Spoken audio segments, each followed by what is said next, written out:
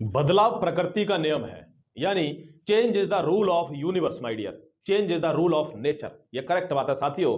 परिवर्तन संसार का नियम है और ये भी परिवर्तन कर रहे हैं तो ये अच्छे के लिए है, क्योंकि कंपटीशन उस लेवल पे चला गया है तो गवर्नमेंट भी चाहती है कि थोड़ा लेवल को चेंज करो। दोस्तों आपको पता है डाइवर्सिफिकेशन इंट्रोड्यूस हो रहा है साथियों, किसमें? इस पूरी सोसाइटी में। अब वो चीज नहीं रही जो पहले थी साधारण वाली, अब डिजिटलाइजेशन भी आ रहा है, इसीलिए हर पेपर में कंप्यूटर आना है। पहले बात क्लियर कर दूं कि कोई ये समझता है ये क्वालिफाई है, ये है, वो है, ठीक है, एक आधा एग्जाम के लिए पढ़ लो, नहीं। आगे आने वाले जिस भी पेपर में चेंज होगा उसमें कंप्यूटर इंट्रोड्यूस किया जाएगा, क्योंकि डिजिटलाइज हो गया है इंडिया। और आज की तारीख में जब आर्टिफिशियल इंटेलिजेंस हमारे यहां आ रहा है, कि ऐसा नहीं है कि पेपरों में कंप्यूटर नहीं आएगा, तो वो सीखना अब मजबूरी है दोस्तों, ध्यान रखना।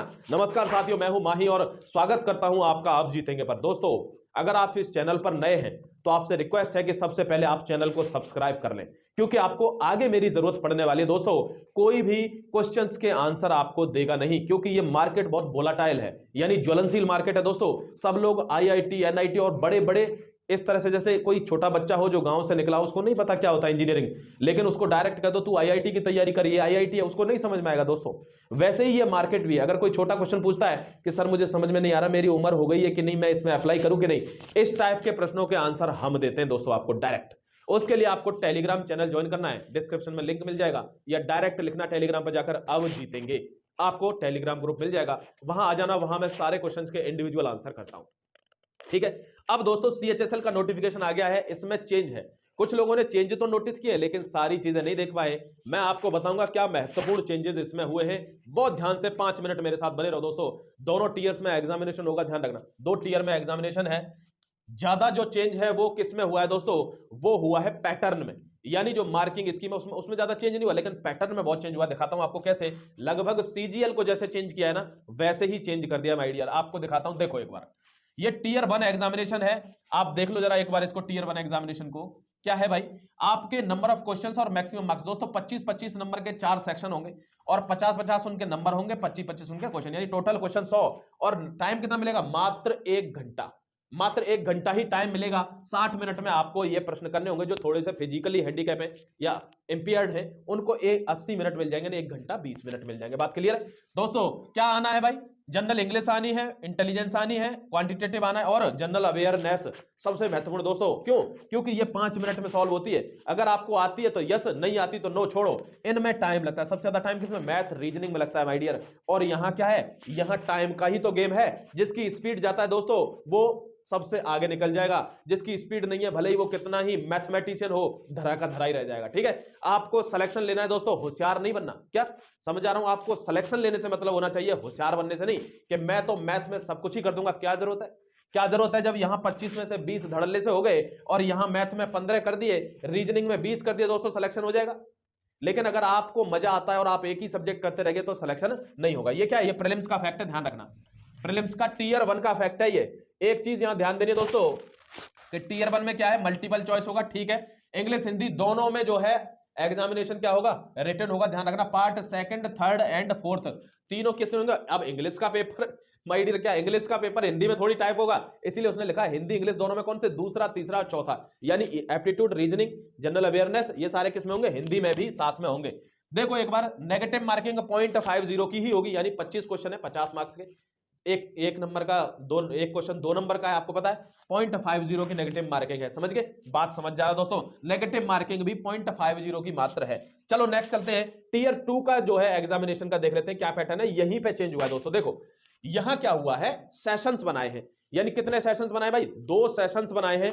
दोनों सेशंस में दोस्तों 2-2 सेक्शन बनाए हैं और एक सेक्शन में दोस्तों 3-3 2-2 मॉड्यूल है। एक सेक्शन में 2-2 मॉड्यूल है। अब आप यहां पे समझो धरातल पर क्या है।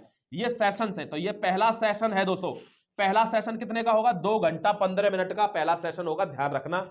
जो पेपर होगा मेंस का, टीयर 2 एग्जामिनेशन का, और जो आपकी कट ऑफ लगेगी, जो आपका सिलेक्शन होगा, वो सिर्फ और सिर्फ इसी पर डिपेंड रहेगा, टीयर 2 पर। टीयर 1 से उसका कोई लेना देना नहीं है, ध्यान रखना। डिस्क्रिप्टिव ऐसे गायब हो गया है जैसे गधे की खोपड़ी से सींग गायब हो जाते हैं माय डियर। वैसे ही सीजीएल में गायब हो गया, वैसे ही सीएचएसएल में गायब हो गया।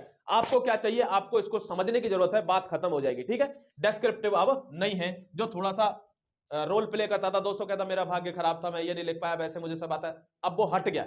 अब बहाना नहीं लेना दोस्तों, अब बहाना नहीं लेना है।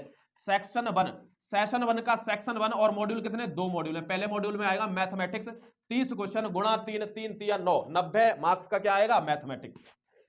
मॉड्यूल 2, सेक्शन 1 का मॉड्यूल 2 दोस्तों रीजनिंग एंड इंटेलिजेंस आएगी 30 नंबर की, 30 क्वेश्चन, 30 इंटू 3, 3 तिया 9, 90 नंबर की रीजनिंग, यानी 180 का दोस्तों पहला सेक्शन है।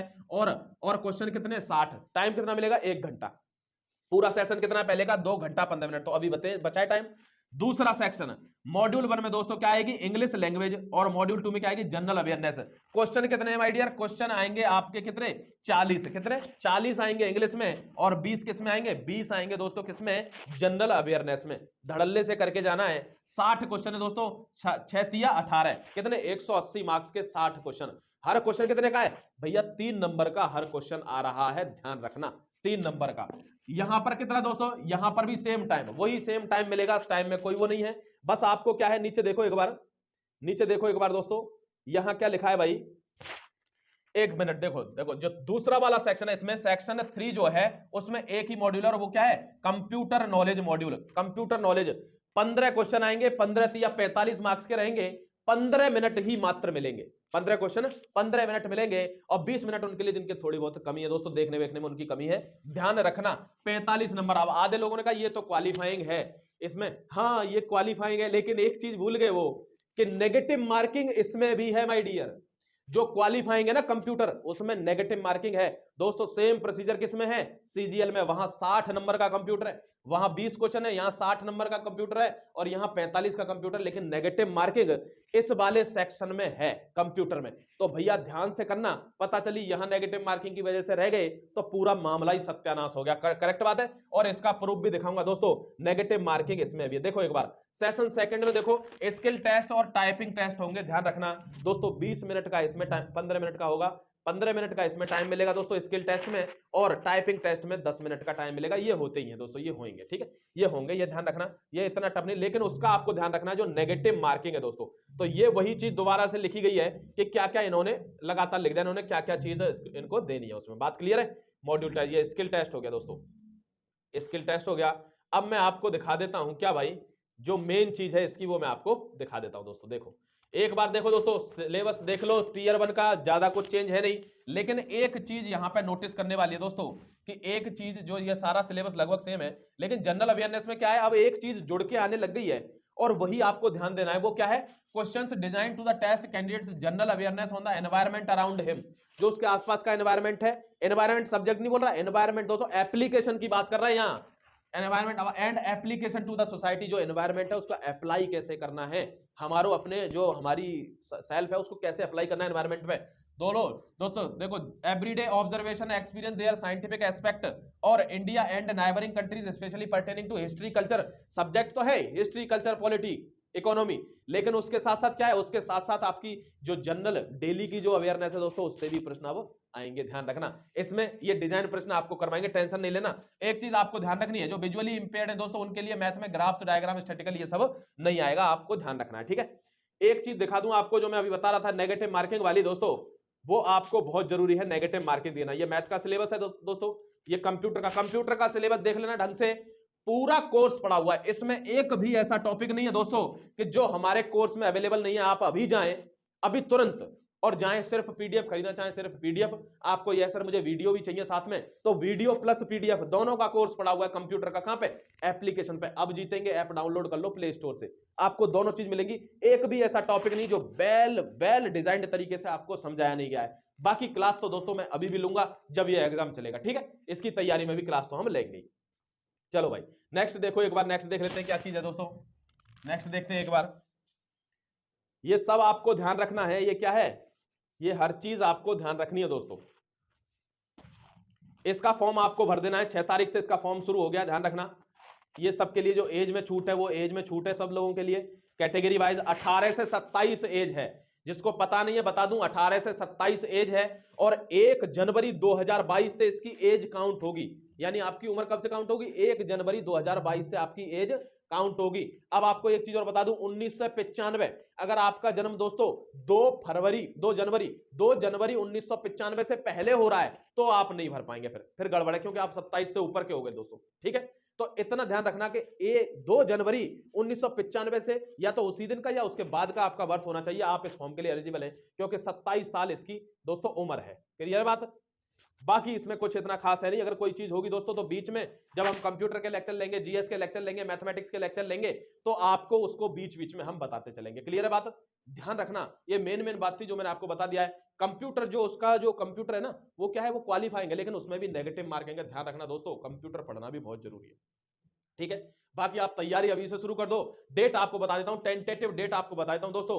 इसकी टेंटेटिव डेट फरवरी मार्च लिखा गया है, तो एग्जाम जो है इन्हीं के बीच में हो जाएगा। मार्च तक आपका एग्जाम हो जाना। ये ना सोचना कि एग्जाम बहुत पीछे ना, नेवर। दिल्ली पुलिस का भी एग्जाम आ रहा है दोस्तों। अब कोई भी चीज लेट नहीं होगी, एसएससी बदल गया है, अब आप भी बदल जाइए, इस चीज को एक्सेप्ट कर लीजिए। ठीक है, फॉर्म चल रहा है साथियों। फॉर्म आप अगली साल 4 जनवरी तक भर सकते हैं। 6 तारीख से 6 दिसंबर से फॉर्म चल गया है।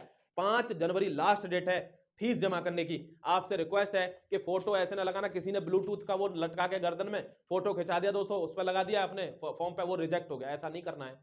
बिल्कुल साफ स्वच्छ चश्मा बसमा उतार के अच्छे से फोटो खिंचाओ। ठीक है, चश्मा भी लगाना है तो टेस्ट वाला चश्मा लगा लो, वैसा नहीं लगाना दोस्तों आपको कि आपने ऋतिक रोशन वाला लगा लिया। ठीक है, और कोई बात होगी मैं आपको बीच बीच में समझाता रहूंगा। फिलहाल आज के लिए इतना ही था दोस्तों। सीएचएसएल का नोटिफिकेशन आप पढ़ सकते हैं। जय Hind, Vande Mataram, God bless you everybody. कोई क्वेश्चन होगा कमेंट सेक्शन में लिखना, आई विल आंसर यू।